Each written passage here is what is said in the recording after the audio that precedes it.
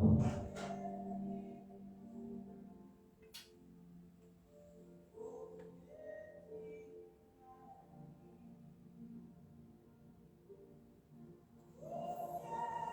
à tous. Bonsoir peuple de Dieu. Nous bénissons le Seigneur ce soir. We thank the Lord this evening for His grace.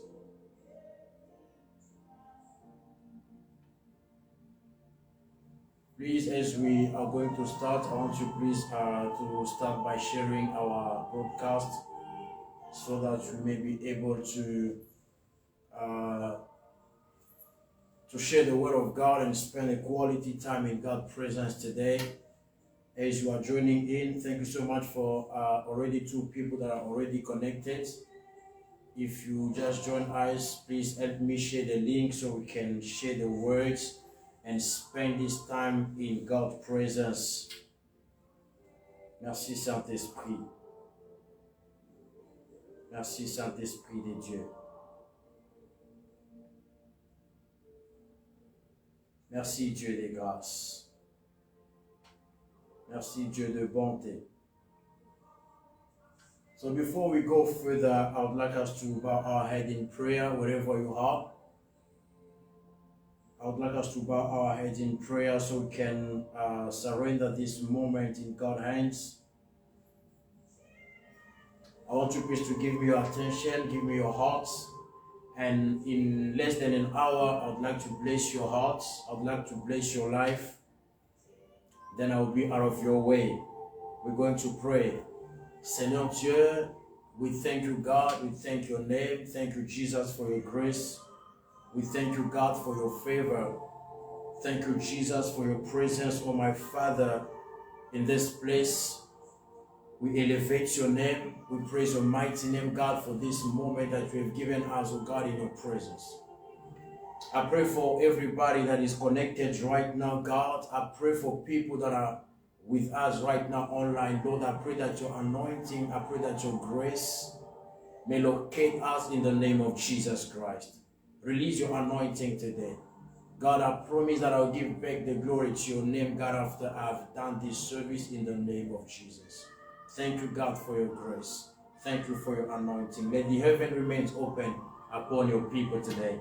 In the name of Jesus, we have prayed and we say amen. May God bless you. May God bless you. Thank you so much. Que Dieu vous bénisse. Et est-ce qu'on peut partager le lien, on peut partager ce moment pour que nous puissions atteindre un plus grand nombre de gens afin que cette parole puisse bénir la vie d'une personne ce soir. Alléluia. Que le Seigneur vous bénisse abondamment. Since last Sunday, we have started a teaching, and that teaching is on watch and pray, which is the topic. And we have started a powerful teaching that is really blessing people's life. Thank you so much for those who sent their feedback. Thank you so much for all the advice that I'm getting from people. Thank you so much for people that are really connected to our ministry and are blessed through our ministry. So last Sunday, we have started a teaching on the topic Watch and Pray, which is in the book of Matthew chapter 26 from verse 40 to 41. Hallelujah. And we have we've said so many things over this story, and we know that it's about Jesus when he went to the mountain with the disciple, or to the garden of Gethsemane, I meant to say, and he went there with the disciple. He only took Peter, he took John, and he took James. When he went there, the Bible says he went and he began to speak to his Father, to begin to speak to God, so that God can spare him from the tragedy that he was going to go through.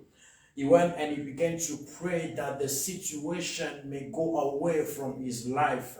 And we said last Sunday that in our introduction, we said that Jesus could not escape that moment, because in life there are situations that are predestined in the different categories of the will of God. we have what we call a predestined will of God. A predestined will of God, it is something that, like it or not, it will still happen. Hallelujah.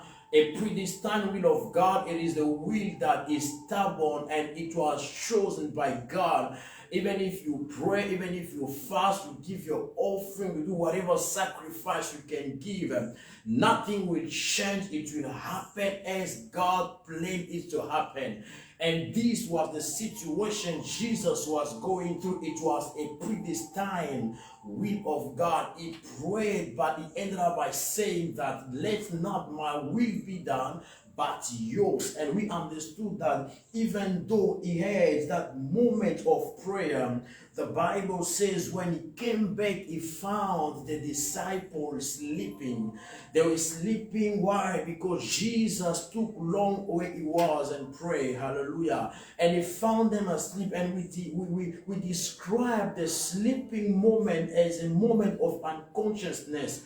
And we say that it's very dangerous to live as a Christian under the atmosphere of unconsciousness.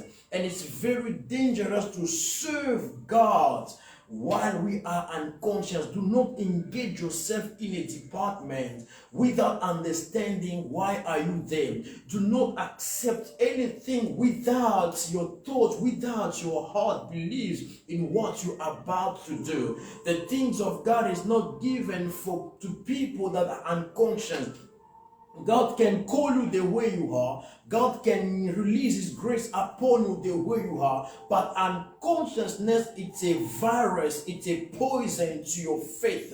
You cannot serve God. You cannot go far in the things of God while being unconscious. Many people are serving God out of emotion because the praise was so powerful, because the worship moment was so powerful. So I have to join the team. I have to join the department. And when the storm arises, when the problem comes, the same person will leave the church, will leave the department because he was serving God out of emotion, not out of revelation. And the Bible says when Jesus came from them, and we also spoke, we said that the sleeping moment got some consequences. And we say some of the consequences: when you sleep, you will always get caught, you always be surprised by the plan of the devil. Whatever the devil will plan against your life can be able to affect and touch you because you are sleeping. The devil likes playing in the church with people that are sleeping. A sleeping person can be a victim of people's choices. A sleeping person can be a victim of people's decision. A sleeping person doesn't have any opinion. A sleeping person cannot serve God. A sleeping person will attract death in his life. That's why we saw the story of Paul as he was preaching. The Bible says this man was seated on the window, and the Bible says when he was preaching, this man fell asleep from the window, and he fell from there to the ground, and they found him right there dead. Why? Because he was sleeping while listening to the words of God. When you sleep in the things of God, death can be your portion. The devil can affect your life and break you down. That's why in life, make sure that when you serve God, you don't just serve God because they push you to serve God. You don't just serve God because they've asked you to serve God. Serve God because you've received the calling from the Lord. Hallelujah. May God bless you. So today I want to continue the teaching as we are going. The Bible speaks now on the story as Jesus came back. He found the disciples sleeping. Hallelujah. And when he found them sleeping, the Bible says he told them, why couldn't you even take time to even an hour with me? They were busy sleeping. Why? Because the problem that was happening, there was not their problem. The problem that was happening was not a situation that could attract them. Why? Because it was not their destiny. You know, I've learned something in life is that people can only be attracted by what concerns them. People cannot cry with you in the same situation situation, because you are the only person that will be feeling that pain. You are the only person that will be feeling that distress. You are the only person that will be feeling the pain in your heart. That's why when you're going through tribulation, make sure that you don't depend on people's mood for you to move to God. When you're going through problem, make sure that you don't make your step based on what people are telling you. When you are going through stress, make sure that you depend on God. Your move counts more than what other people can say. Jesus came back and he found the disciples sleeping. Hallelujah. So today I'm going to go a little bit deeper on the topic, which is watch. And by God's grace, next Sunday I will dig pray. But today I'm going to speak more about watch. Hallelujah. May you please allow me to read again. Our topic, which is in Matthew. Allow me to read it. Matthew 26. Great. Matthew 26.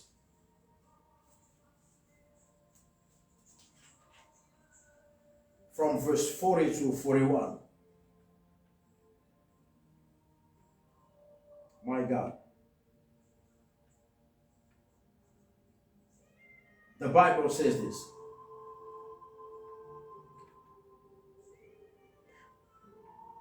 Then he returned to the disciples and found them asleep. He said to Peter, couldn't you watch with me even an hour? Keep watch and pray, so that you will not give into temptation, for the spirit is willing and the body is weak. Hallelujah. So he found the disciples sleeping, and one of the reasons why they were sleeping, it is because Jesus took time where he went. Every time there is a delay, every time there is impatience in people's hearts, they begin to drop their guns. They begin to drop everything that they do. The Bible speaks to us about the children of Israel. They went with Moses, and Moses left them at the feet of the mountain, and he went to the mountain to get God's 10 commandments. As he was communicating with God, Moses was under the glory, under the power of God. As he was talking with God, the Bible says it took so long that people downstairs, they began to be impatient. And the Bible says they spoke to their leaders. They told them, guys, make something for us that we can worship. We don't know what happened to Moses. So make for us a God that we can worship. And the Bible says they began to dance around the statue. They began to worship that God that they fabricated. And when Moses came down, Moses realized that these people did something that was unpleasant. Why? Because Moses took time, it took long on the mountain. Whenever there is a situation, whenever there is something that is taking long to happen in your life, you will always have that tendency of having a shortcut. That's why many Christians today, they are doing nonsense. They are falling into sin just because of impatience, just because they've been waiting for God to do something in their lives. But God is between brackets taking so long, and they get whispered but the devil to do something else that even disqualifies them from entering to the promised land. I'm here to tell somebody that there are people that if you are so quick to condemn them, be yourself in their shoes for you to understand how much pressure they had in their life for them to fall where they fall into. There are people that are no longer serving God, that are no longer, they don't have the zeal of God like before, just because they've been waiting so long for something to happen in their lives, but nothing great has happened in their life, and they begin to change their minds. I spoke one day to a lady that used to be a prostitute in Johannesburg. I spoke spoke to her asking a question, what pushed you to be a prostitute on the street? She told me, man of God, the reason why I became a prostitute, it is because first of all, I was a singer in the church. Secondly, I was a prayerful woman. But I've realized that after the death of my father and my mother, I was the only one who was taking care of my brothers and sisters. I only had like 4 of them after me. And my life was so miserable that one day I met a guy that suggested, that proposed me a business. He had a house, he had cars, but he told me, if you will start making for me money on the street, I will be able to pay you this amount and this amount. I don't have any valid document in this country. My life was so down that I don't know what happened to me, but I ended up by accepting his proposition, and I began to live that dirty life until God saved me from there one day. But the main reason why I left the holiness, it is because I was waiting for God to give me a job. I was waiting for God to give me an opportunity to go further in my life. But I've been waiting for so long. Nothing great happened in my life. So I ended up sinning and falling into that temptation. Many people are falling today just because they've been waiting so long for God to do something in their lives, and they've been waiting for 3, 4, 5, 15 years. Nothing great has happened, and they begin up to sleep and drop their guard. Whenever something takes long, it's creating us impatient. Many people are in relationships today not because they wanted to be there. It is because they've been waiting for God to do something about their relationship, about their engagement, but God was still telling them that it's not yet the time, and the impatience got them, and they begin to sin against the Lord. And this is the situation that happened with these people. But today I've got a great news that I'm here with today. Hallelujah. The Bible says in Ezekiel chapter 12 verse 28, the Bible says people are saying that the prophecies that you are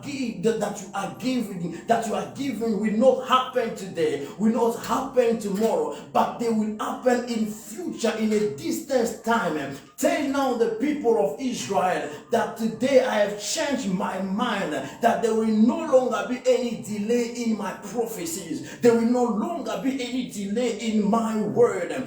God today sent me to tell somebody, no more waiting, no more delay in whatever that He has declared over your life. The wait is over. The wait is over. I'm here to prophesy over someone. The wait is over. Let me repeat this again. The wait is over. Halabo Saka. Le temps d'attendre vient de prendre fin. La Bible dit il n'y aura plus de délai dans l'accomplissement de mes promesses. Je suis venu prophétiser sur l'âme de quelqu'un que tu as attendu pendant longtemps une réalisation d'une promesse de Dieu. Tu as attendu pendant longtemps une réalisation d'une parole que Dieu a déclarée sur toi. Le Seigneur m'envoie déclarer ceci sur ta vie, que le moment d'attente vient de prendre fin. Cette dernière semaine du mois de septembre, il y a une chose nouvelle qui va s'annoncer dans ta vie. Oh, si tu crois ensemble avec moi, j'aimerais que tu déclares. Si tu me suis, tu vas déclarer ensemble avec moi. J'attends la réalisation. Oh, j'attends la réalisation. Tu as attendu pendant des années. Tu as attendu pendant des mois. Tu as attendu pendant des temps, mais rien ne s'est passé. Le Seigneur m'envoie te dire, il va inaugurer une saison d'accomplissement dans ta vie. Je ne sais pas ce qu'il a déclaré. Je ne sais pas ce qu'il a prononcé sur ta vie. Mais une chose est sûre, c'est que les choses glorieuses ont été dites sur toi. Et ces choses-là ne pourront plus encore prendre du temps, parce que le Dieu de notre destinée, le Dieu qui nous a appelés, il m'envoie te dire que ça c'est le moment où la réalisation de tes promesses va devoir prendre corps. Oh, je prophétise sur la vie, sur la santé d'une personne. Tu étais malade pendant des années, pendant que tu écoutes ma voix, sous le son de ma voix, je déclare, la stabilité de ta santé au nom de Jésus. La Bible déclare, Ézéchiel chapitre 12, verset 28, voici les peuples disent que ces prophéties tarderont, mais va leur dire cette fois-ci, mon prophète, qu'il n'y aura plus de délai dans l'accomplissement de mes promesses. This is the time that the Lord has made for you to hear this, to listen to this message. There will no longer be any delay in the fulfillment of the words of God. The Bible says God is so sovereign that he can hide himself behind his word. Whatever that he has declared upon your life, he is the master of what he did not say, but he is a slave of what he has declared upon you. Oh, let me say this again. God is the master of what he did not say, but he is a slave of what he has declared upon your life.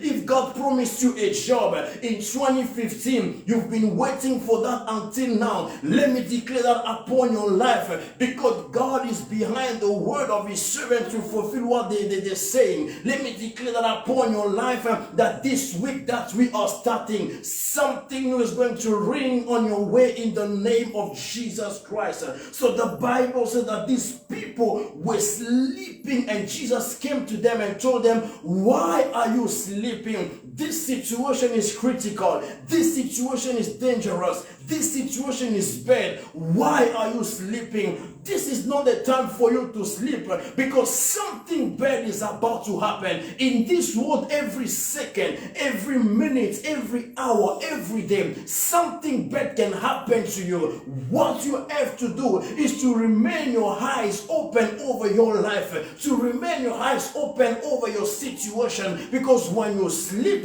the devil can trigger something bad in your life. That's why the Bible says Jesus, when he found them sleeping, he asked Peter a question. Peter, why couldn't you even stand for 1 hour? It means the minimum of time in prayer is at least 1 hour. When you pray, heaven shall be open for you. Hallelujah. And the Bible says this.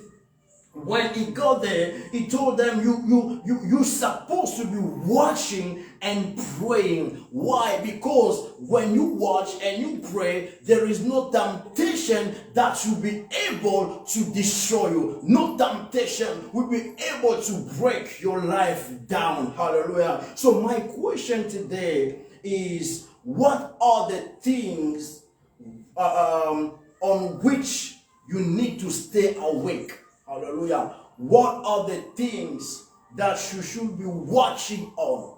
And I've got only 2 points today. And next Sunday, we will have a powerful moment of prayer online. I will pray for people. Hallelujah. 2 things that you need to be watching on every day of your life. The first one, we found it in Proverbs chapter 4, verse 23. Proverbs chapter 4, verse 23. The Bible says, guard your heart above all, for it determines the course of your life. The first thing that you need to maintain and to control and to watch over, it is your heart. Hallelujah. Because God and Satan, they've got something in common. They've got one thing in common. They might be different in other areas, but there is something that makes them together. There is something that attracts their attention. It is your heart.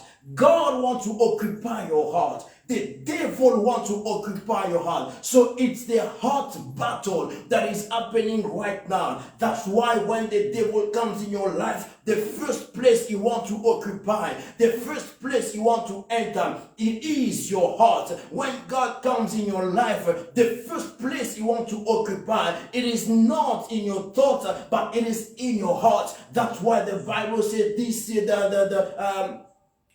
therefore I'm here at the door and I'm busy knocking. Whoever listens and hears my voice open, I will enter. That is the representation of our heart, the way God comes to our lives. When God comes to you, He does not want to live any place else than in your heart, because if He stays in your heart, He can control your life. Because Christianity is not about what you say. Christianity is about, it's a matter of your heart. The condition of your heart will determine define the quality of your life. That's why God wants us to watch over our heart. And when the devil want to destroy your life, he will begin by bitter your heart. It will begin by destroying your heart, because a destroyed heart, it's a destroyed life. A destroyed heart, it's a destroyed and sabotaged life. My brother, today I'm here to communicate to somebody who have been praying over and over, and you feel like your heart is destroyed by things that you've been listening to, and the ears are the doors that leads to your heart. How can you protect your heart if you're still listening to negativity around you? How can you protect your heart if you're still listening to people that are talking to you things that are destroying your life? That's why I can agree with people that says that when you live in a place where your peace is frustrated, leave those places. When you stay in a place, in a congregation, in a place where the atmosphere is saturated by bad things, when you stay in a place where your heart is not at peace at all, let me tell you something, even your blessing, when it will come, it will not find you, because your heart is not ready. A place without the peace of God, it is not a place to live in. There are places where even if you encounter problems, but your heart still in peace, the blessing of God will break the problems and will still reach to you. But there are places when you feel like your heart is no longer there. Don't force yourself, because what you force will not produce any good results. The first thing I want you to understand is your heart. Keep your heart. Keep your heart. Many people are praying. Many people are serving God with broken heart. What is the condition of your heart today? Quelle est la condition de ton cœur aujourd'hui? J'aimerais que tu gardes ton cœur. La Bible dit, garde ton cœur plus que toute autre chose au monde. Tu peux perdre l'argent. Tu peux perdre les relations, tu peux perdre le travail, tu peux perdre les gens autour de toi, tu peux perdre les connaissances, les contacts, mais ne perds pas ton cœur, ne perds pas l'état de ton cœur, parce que le cœur est très important devant Dieu. Ton cœur est très important devant Dieu. C'est la chambre du Saint-Esprit, c'est la chambre de Dieu. Protège ton cœur. Comment protéger ton cœur? Protège tes oreilles, parce que l'oreille, c'est le canal direct vers ton cœur. Ce que tu entends va attribuer à ton cœur une couleur que tu n'avais pas. Ce que tu entends va donner à ton cœur une forme qu'il n'avait pas. Ce à quoi tu prêtes tes oreilles va donner à ton cœur une attitude qu'il n'avait pas. What you are listening to will give to your heart a position that you did not have before. Why? Because your heart got an issue. Protect your heart. Hallelujah. Protect your heart.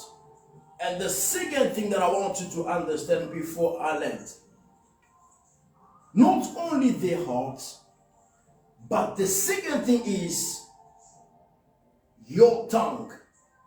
Very important. Remember, I'm talking to you about watch and pray. What are the things that you need to be watching on? What are the things that you need to control every day of your life? The first thing I told you is your heart. Protect your heart. The second thing that I want you to understand is your tongue. 1 Peter chapter 3. Allow me to read it for you quickly. 1 Peter chapter 3. 1 Peter chapter 3. 1 Peter chapter 3. I'm going to read it for you right now. 1 Peter chapter 3, verse 10.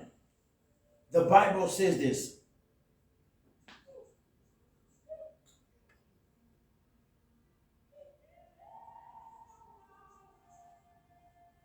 Give me some time. Okay, 1 Peter chapter 3, verse 10. I can start even from verse 8. Finally, all of you should be one mind, sympathize with each other, love each other as brothers and as sisters, be tender and keep an humble attitude.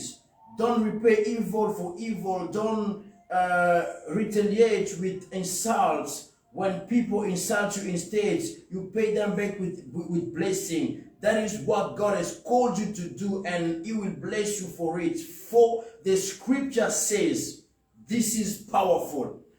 If you want to enjoy life, meaning if you want to have a better life, a happiness in your life, the Bible says, if you want to enjoy life and see many happy days, keep your tongue from speaking evil and your lips from telling lies. Hallelujah. There are things that you need to control in your life. One of them is your heart. And the second thing that you need to control in your life is your tongue. Hallelujah. The Bible says that a man shall be judged by what he says. A man shall be praised for based on what he says. Your words are powerful over your life. Your words are powerful over your ministry. Remember, the 2 points are very linked, and the Bible says it's from the abundance of the heart that the mouth also speaks. Meaning these 2 points are attached together. If your heart is destroyed, your confession also will be destroyed. So this is what the devil does. He will push you in a situation. He will push you in a position where you see your left. On your left, there is no way to go out. On your right, there is no way to go out. Things becomes very bad in your life, up to a point you begin now to confess like Job's wife. After the misfortune that happened in their lives, the Bible said this woman said, curse God and die. So she preferred to remain with the wife because the situation was so bad in her life. Let me tell you somebody right now, if you ever reach a point in your life where you've prayed but you feel like your heart is full of bad things, you feel like your situation keep on going worse and worse, up to a point you begin to confess in your mouth and saying that my life will remain like this, I can never go forward. Why? Because the devil will push you in a corner where you will be obliged to confess, because he knows the power that comes out of the word. He knows the power that is attached to the word. When you confess negativity over your situation, it will surely happen and destroy your life. Control your tongue. Listen to this. Joseph left Laban's house. As they were leaving, it took Rachel, it took Leah. On their ways, the Bible says Laban realized that the statue that he was worshiping disappeared. And the Bible says he began now to follow Joseph because he wanted his thing back. It was Rachel that took the statue. And the Bible says when they caught them on the street, on the way. Joseph says, I did not steal anything from you. You've been mistreating me even though I was loyal to you. By my presence in your house, things were going forward. So if you find anyone in my team having a God, may that person die. The word was released in the atmosphere. Rachel was the one who was hiding the statue and the God of Laban. The word was released. They checked, they searched, and they did not find the God. And the Bible says they left, and people from Laban's house also went back in their house. Many times or many days later, the Bible says Rachel died giving birth on the streets. An inappropriate way of giving birth. The death came in her life because there was a word that was released in the atmosphere that was hanging her life up. I'm here to tell somebody, do not let your situation push you to confess things against yourself. Do not let your situation to confess bad things things about your destiny because you deserve better. Even in the darkest moment of your life, God can still change you. Even in the darkest moments of your ministry, God can still change you. Even in the darkest moments of your life, God can still give you a smile back. Do not confess. Do not confess bad things upon you. Even though people can talk bad. Even though people can say you are finished. Even though people can say there is no way out for you. Even though people can say there is no way out for you. Even though people can confess and say there is no other door that shall be open for you. Let me tell you something. In such moment, do not forget that God is everywhere. God will snatch you from that situation. God will give you happiness again. But the thing that God forbids you to do is to confess negativity over your life. That's why the Bible says in Job chapter 42, the last chapter of the book of Job, the Bible says, Job says, my ears have heard about you, but now my eyes can see you. I don't know what you are facing. Maybe you've confessed already in your life that my life shall remain like this. I will no longer have any breakthrough. But I'm here to tell you that when you think that there is no way out, it is when now God appears to you as a door. The Bible says when Jesus came back to life, it did not need a door for him to enter in a room. He did not need a door for him to enter in a place. He was passing through walls. Why? Because God gave him a supernatural power. I'm here to prophesy over somebody who thinks that this life is stuck somewhere. Do not confess negativity because something supernatural is about to ring in your life. I'm a prophet into your life today. I'm here to push you to believe again that without a job, God can give you joy. Without people around you, God can give you still a smile on your face. Without people's support, God can still be on your side. Even sometimes your shadow can disappear in the dark, but God is still faithful to you. The Bible says even when a woman who breastfeeds the baby can reach a point of leaving the baby and abandon the baby, God, I will never forsake you. I will never leave you. I cannot drop you down. I'm preaching to you about a God that can follow you. Even when you go in the bathroom, he's still with you. Even when you go in the prison, he's still there with you. The Bible says when they put Peter in the prison, they believed that by locking Peter, nothing great was going to happen upon his life. But when they put him there, the Bible says at midnight, this person began to call upon the name of God. He began to call upon the power of God. He began to praise and pray God. And at that same moment, the Bible said the power of God came down and the prison foundation begins to shake. Why? Because Peter created the atmosphere that is in heaven on the earth. When you create the atmosphere on the earth that lives in heaven, God will have to descend and give you solution. I'm prophesying over somebody who is connected right now that something divine is going to happen in your life. Don't confess that you are finished. Don't confess that you are dead. Don't confess that there is nothing great that will come out of you. What you see small shall bring forth great fruit. The Bible said the disciples were with Jesus in the boat. When the water started going in the boat, they began to tell Jesus, we are finished. Jesus, we are finished. The Bible said Jesus, when he stood up, he looked at the storm. He began to speak to the storm. He began to communicate to the storm and give to the storm the order to stop and be calm. These people were so scared and they were amazed. They were so surprised to see such an amazing man. Why? Because in the toughest moment in your life, don't be in a hurry to confess negativity, because negativity will color your destiny. Negativity will color your destiny. I want you and I today to be able to pray over these two things: your heart and your tongue. What are you confessing? The last example I wanted to give you. Remember, John the Baptist, when he was born, Elizabeth, his mother, was unable to conceive. when the angel of God appeared to the man in the temple, John the Baptist's father wasn't sure that what he was seeing was coming from God.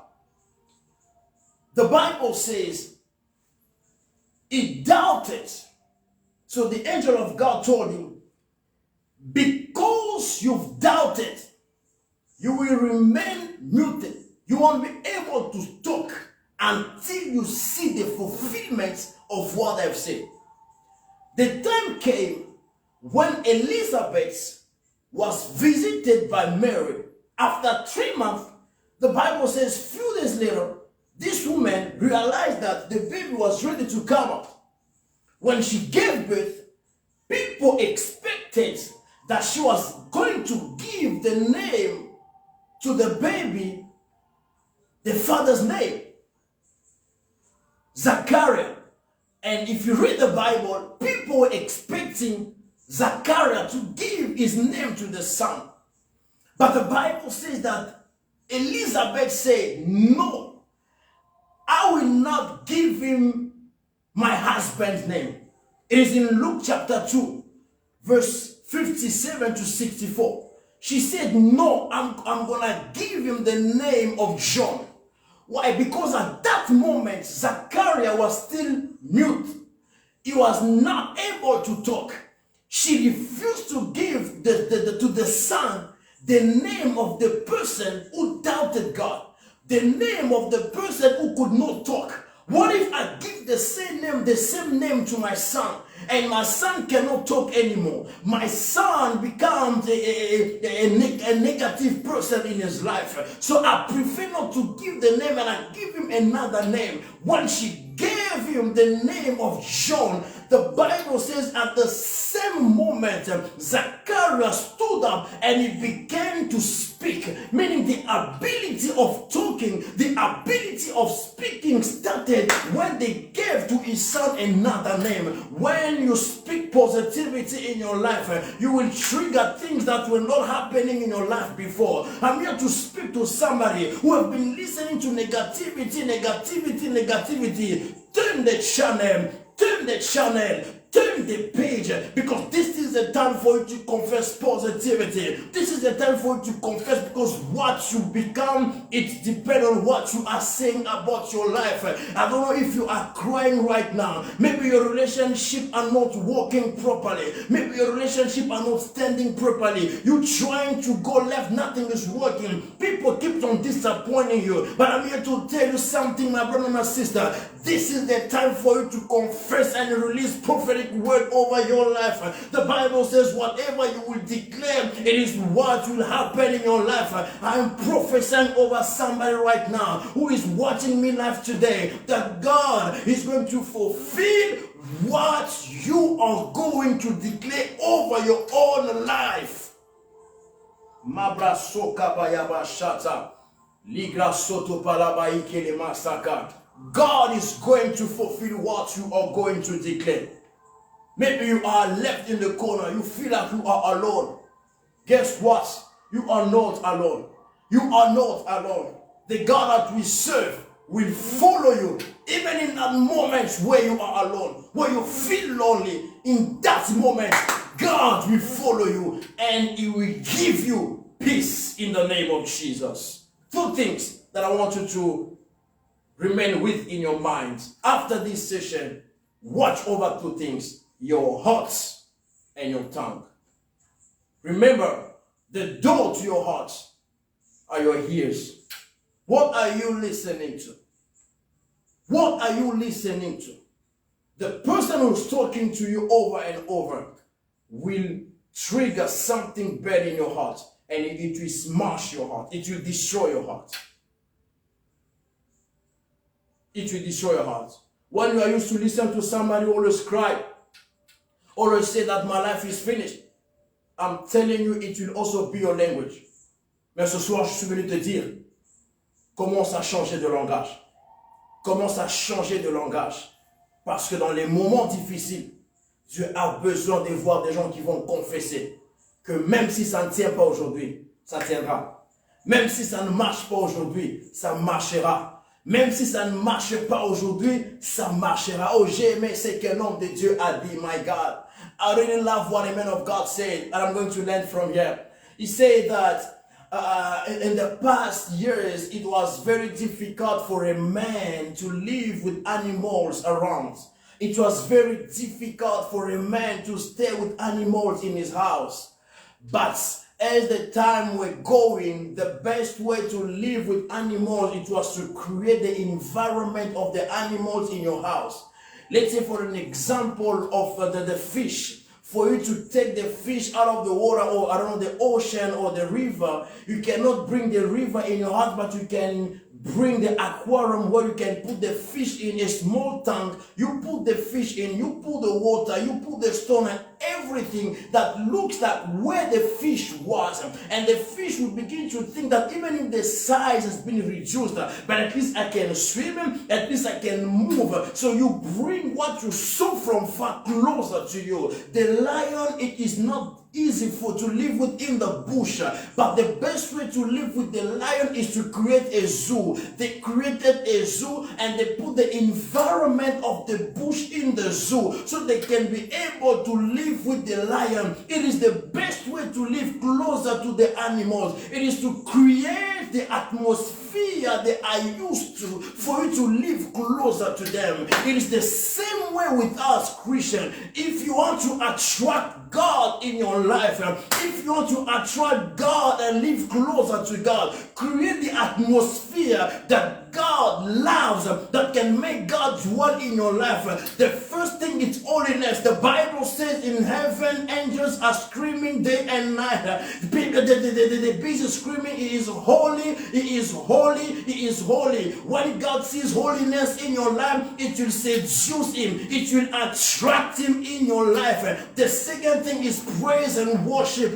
That's why Peter, when he was in the prison, he realized that for me to attract God, for me to bring the heaven on the earth, I don't have to preach right now. This is not the time for me to preach the prisoners, but this is the time for me to bring heaven down. And the Bible says God moves. God comes down when He hears people praising His name. When this person begins to praise God, the Bible says the foundation begins to shake. When you invoke God, when you confess positivity, God can even jump you. God can skip you and go where the problem is. The foundation of your poverty, the foundation of your jobless life, the foundation of your suffering, God will go there and shake it up until something great happens to you. Bring the heavenly atmosphere on the earth. That's why sometimes before I pray, I begin to sing, I begin to praise God, because when I sing, when I worship God, I'm attracting the atmosphere that God loves in heaven on the earth in my house. That's why my house, it's no longer a normal house. It's a sanctuary where God has to descend and speak to us. If you are sick and you get closer to me, it is not medication that is going to get you healed, but it is the presence and the atmosphere that God is releasing through me that is going to take away the sickness in your body. I'm here to speak to somebody right now. If you are sick wherever you are, that just touch wherever you are sick, because a healing power is going to come upon you as we are going to pray. I pray for somebody right now. God, I pray for your people. Lord, I pray that your anointing may touch your people. I pray that your power may locate your people in the name of Jesus. Those who are watching, God, I pray that your atmosphere may touch them in the name of Jesus Christ. Nous libérons la grâce de la réalisation, Seigneur. Nous libérons l'atmosphère du ciel dans leur maison. Nous libérons l'atmosphère du ciel dans leur vie au nom de Jésus-Christ. Que la malédiction tombe. Que les combats tombent, que les chaînes tombent et que le temps de la gloire s'annonce. Au nom de Jésus de Nazareth. Father, we pray this week, not the next month, but I'm saying that this week, the remaining days of this month, Lord, I pray that a miracle may take place. In the name of Jesus Christ, O Lord. Thank you, God, for your power. Thank you, Jesus. Thank you, God. Those who have been online with us, Lord, I pray that you may remember them. There are different issues. God, I pray that your power may locate them in the name of Jesus. Let all the glory, God, be given to you. In Jesus' mighty name, we have prayed and we say, amen. May God bless you. May God bless you. Thank you so much. Thank you so much. Thank you so much.